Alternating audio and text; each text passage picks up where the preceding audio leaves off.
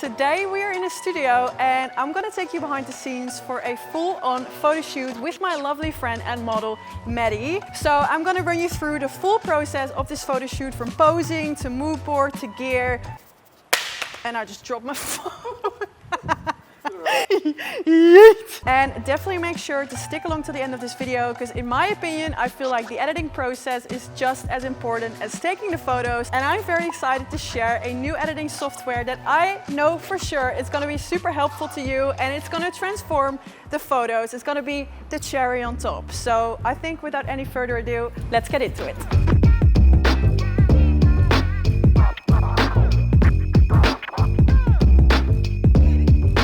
My aim in today's photo shoot is to create a very nice set of photos that sort of work as a blank canvas for the editing we're gonna do later on. This is the mood board I've created. Sometimes I'm gonna look back onto this mood board too, just so I know if I've got every shot I had in mind. Okay, of course I didn't come empty-handed, because this is the gear we're going to be shooting with today. First off, I'll be shooting with my Canon R6 in combination with the Sigma 85mm f1.4. Then for the other lens, my trusty 50mm f1.4 from Sigma 2. So I get a lot of questions about why I'm not taking photos with my new camera, which is the R5 Mark II. And that's because Sam behind the camera is filming with it right now. That's why I'll still continue taking photos with this one and the filming on the R5 Mark II. Just to get me warmed up, I think we're gonna start with some close-up shots of Maddie's face. And we've built this foam wall with black foam boards, and I love the look of them. There's like a lot of texture in the board. So I think for close-ups with the 85mm, I think that's gonna look very pretty. Just like hands close to the face. Yeah, wow. Yeah, beautiful.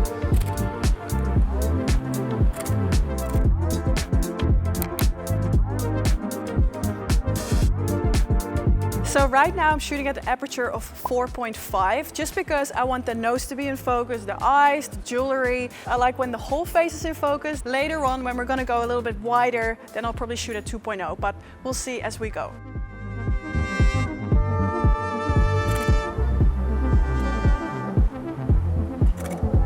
So I think this would be really cool, like sort of hanging, your hair is like hanging to the side.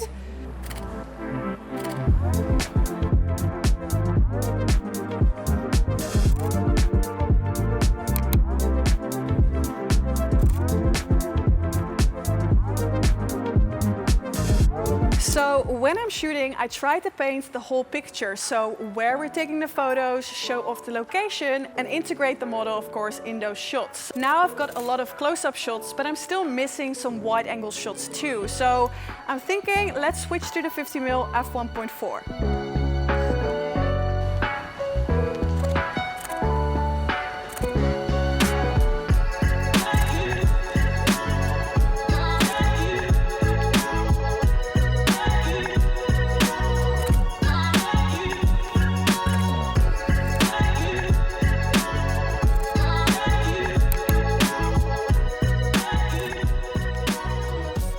When I model, I personally don't like it, what a photographer does, what we are doing right now, like filming up my nostrils. Usually when I take photos from above, I like to stand right here, so above the model's head pretty much, because I feel like that's more of a flattering angle, and to me that feels nicer, because if I lay like this, I feel like that just looks visually nicer to look at instead of looking up my nose. So yeah, let's give that a try.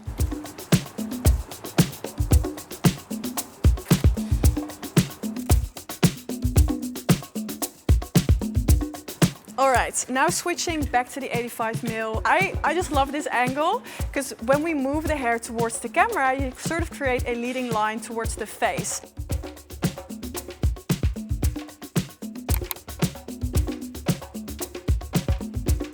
All right, next up is a bit of a wider shot. So I thought it'd be cool to place this couch. Actually, no, that was not my idea. That was your idea. My friend Aaron's idea was to place the couch here, because then you have a lot of shadow coming from this side and the dog, and a lot of light coming from this side. And I think that contrast is very nice. It creates a very dramatic image. Yeah, what do you think?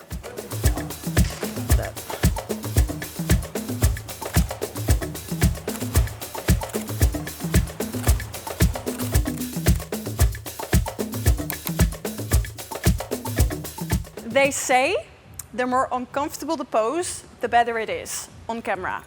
And I agree. Cool. Thank you. Thank you. Got him.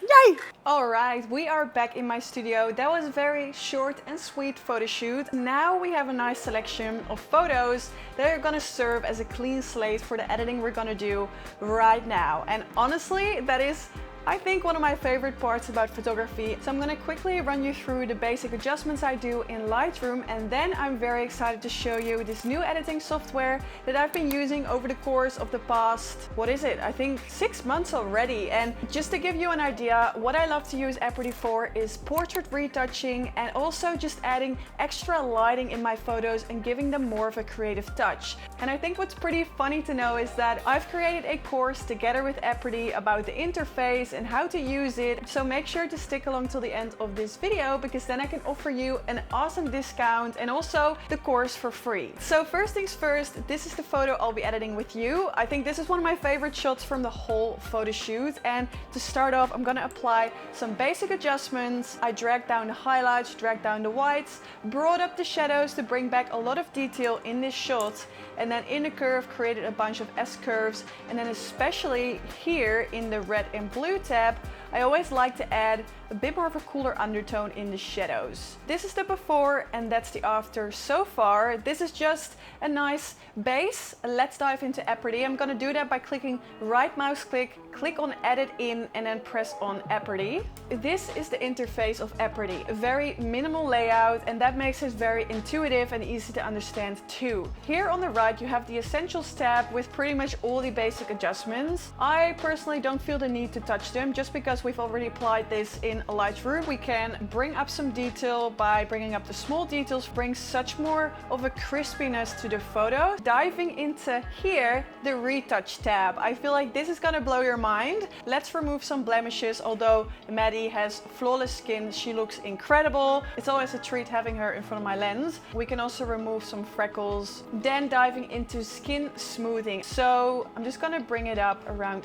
30. So before I was using Eperty, I always did my frequency separation and retouching in Photoshop, and it's a very intricate way of retouching the face. So especially when it comes to removing dark circles, usually that takes me quite some time to make it look natural. We can just drag up the slider. This is without any adjustments. This is with adjustments. Then I do feel like here we have a lot of shadows going on in her face. I'm gonna face brighten a little bit.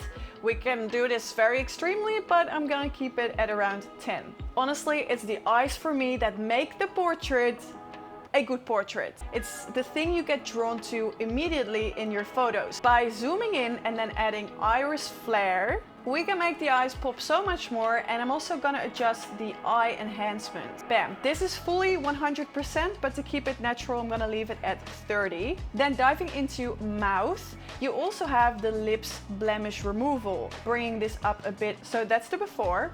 And that's the after so far. So in case the makeup got a bit lost in your portraits because you were using a flash or harsh lighting, you can always add it afterwards. Diving into the makeup tab, we can adjust the amount of blush in our shot too. So I bring it up. Now it's a very cutesy look. I kind of like a bit of color, so let's leave it at, 20. Beautiful. So that's before and that's after.